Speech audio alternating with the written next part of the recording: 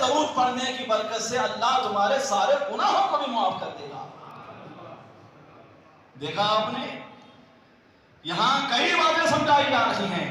ایک بات تو یہ ہے، نمبر 1 کروڑ، 1 کروڑ کے اگر 1 کروڑ حصے کر دیے جائیں، 1 کروڑ کے اگر پورے مکمل 1 روپیہ کا اگر حصہ کر دیا جائے، 1 روپے کو 1 کروڑ روپے آپ کے پاس ہیں یا 1 کروڑ نمبر آپ کے پاس ہیں سامنے، آپ 1 2 کر کے پورے نمبروں کو پھیلا دیں یا پورے 1 روپے کے کوئنز کو پھیلا دیں 1 کروڑ کے، تو اس میں 90 پر 9 لاکھ، کتنے؟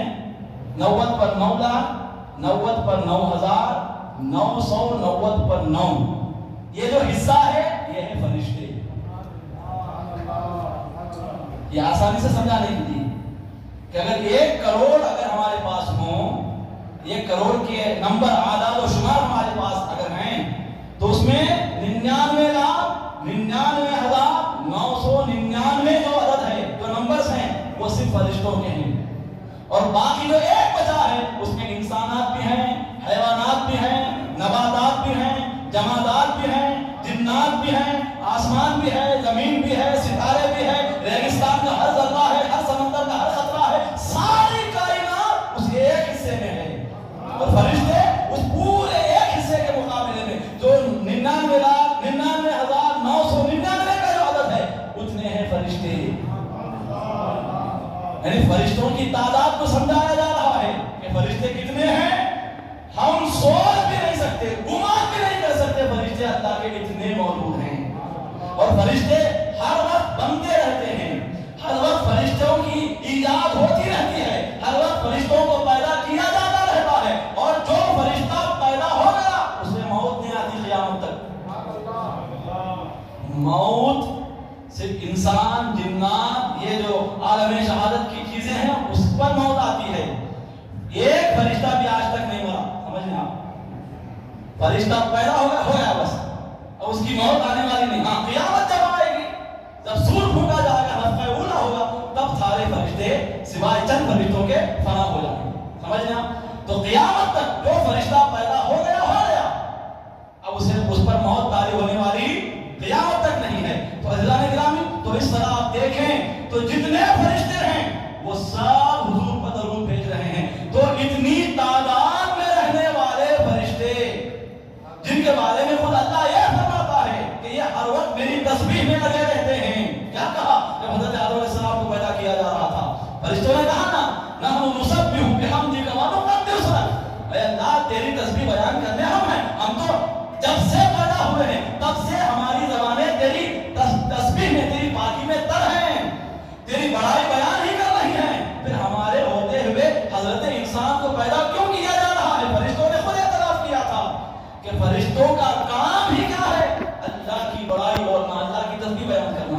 وہ فرشتے جو ہر وقت ہر لمحہ اللہ کی تسبیح و تحلیل میں لگے رہتے ہیں، اللہ کی بڑائی بولنے میں لگے رہتے ہیں، وہ ساتھ ساتھ حضور پر درود و سلام کے نذرانے بھی پیش کرتے رہتے ہیں۔ تو پہلے اعلان کر دیا کہ ملائے اعلیٰ کی مخلوق، یعنی جو اوپر کی دنیا میں جو فرشتے ہیں وہ میرے حبیب پر درود بھیج رہے ہیں۔ اس کے بعد ملائے سفلی، یعنی یہاں نیچے کی مخلوق کو حکم دیا کہ اے ایمان والو تم بھی درود بھیجو۔ ایسا کیوں کیا؟ تاکہ آسمان والوں اور زمین والوں دونوں کا درود مل کر مصطفیٰ صلی اللہ علیہ وسلم کی بارگاہ میں پیش ہو جائے۔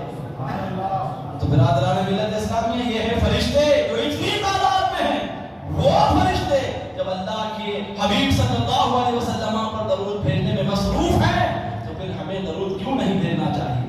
اگر ہم درود نہیں بھیجتے تو پھر ہم سے بڑا منحوس، ہماری زبان میں بولے تو ہم سے بڑا درندہ کوئی اور کون ہو سکتا ہے؟ عزیزان کرام، آخری بات، اللہ حضور پر درود بھیجتا ہے۔ اللہ کا حضور پر درود بھیجنا کیا ہے؟ اللہ کا حضور پر درود بھیجنا کیا ہے؟ اب اس کے کئی جوابات ہیں۔ اللہ کا درود بھیجنے کا یہ معنی ہے، یہ مطلب ہے، یہ مطلب ہے، اس کے کئی جوابات دیے جا سکتے ہیں۔ ان فرشتوں کا ایک کام کیا ہے؟ ہمیشہ مصطفیٰ پر درود بھیجنا ہے۔ اب فرشتے کتنے ہیں اللہ کے؟ کتنے ہیں فرشتے اللہ کے؟ کتنے کروڑ ہوں گے؟ بلہ کے ہیں، کیا زبان ہے؟ دیکھو ہمارے بلہ کے کتنے فرشتے ہیں اس کو سمجھنے کے لیے آپ دیکھیں فرشتے ہوں، چاہے وہ لوح و قلم کے پاس موجود فرشتے ہوں، چاہے وہ کرسی کے پاس موجود، لیکن مزے کی بات دیکھیے، اللہ تو کہہ رہا ہے کہ درود بھیجو، ہم کو کیا بولنا چاہیے تھا؟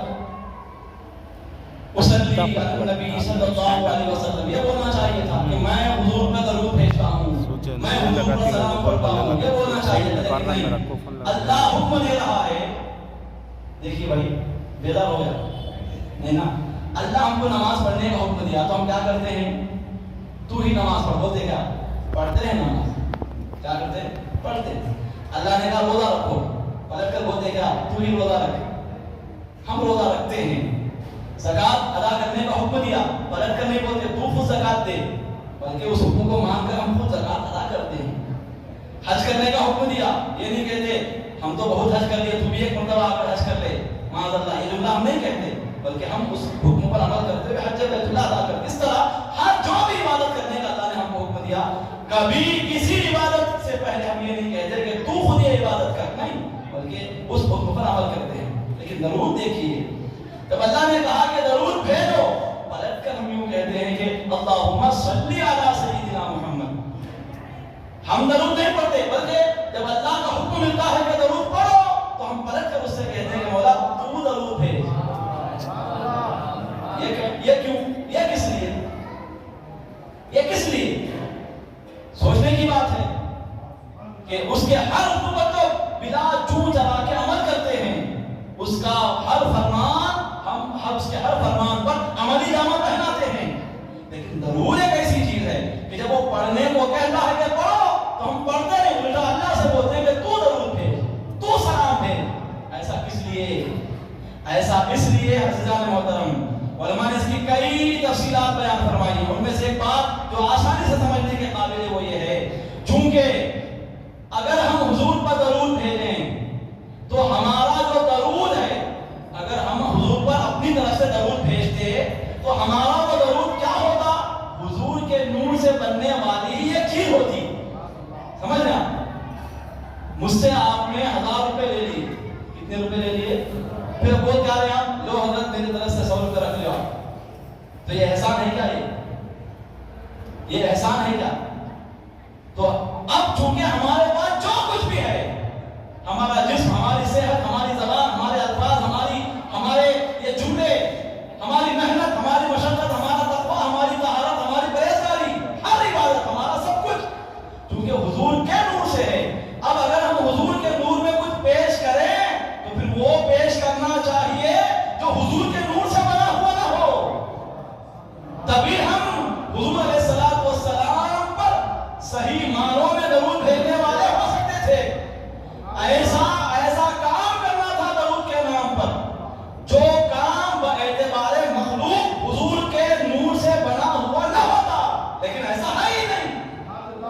کل شیء من نوری، حضور نے پہلے ہی کہہ دیا کہ کائنات میں اگر کچھ ہے، کچھ ایگزسٹ کرتا ہے تو وہ سب کچھ میرے نور سے بنا ہوا ہے۔ تو اب حضور کے نور سے بنی ہوئی چیز ہی ہم حضور کی بارگاہ میں پیش کرتے، لہذا ہم اللہ کی بارگاہ میں عرض کر رہے ہیں کہ مولا ہمارے پاس حضور کی بارگاہ میں پیش کرنے کو کچھ بھی نہیں ہے، لہذا الٹا ہم تجھے سے عرض کرتے ہیں کہ تو درود بھیج، کیونکہ تیرے پاس جو ہے وہ حضور کے نور سے بنا ہوا نہیں ہے، ہمارے پاس جو کچھ بھی ہے وہ حضور کے نور سے بنا ہوا ہے، تو ہم ان کا دیا ہوا ان کی بارگاہ میں کیا پیش کریں، کس منہ سے پیش کریں؟ وہ اطیب ہیں، وہ انفس ہیں، وہ اطہر ہیں، وہ پاکیزہ ہیں، ہم ناپاک ہیں، ہم گندے ہیں، گناہگار ہیں، ناقص ہیں۔ ناقص کامل کی بارگاہ میں کیا پیش کرے؟